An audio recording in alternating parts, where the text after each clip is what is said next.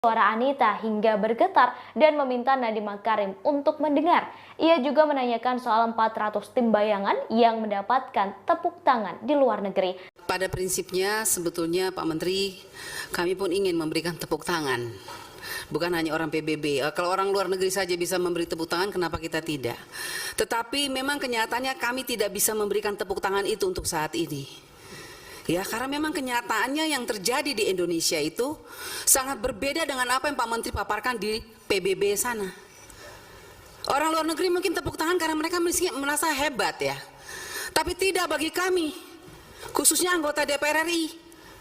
Apalagi kami ini yang turun ke bawah, kami lihat air mata rakyat masih hari ini masih ada, Pak. Anda boleh bangga ditepuk tangan di PBB, tapi bagi kami tidak. Kami tidak bangga sama sekali. Karena apa? Masih banyak contoh.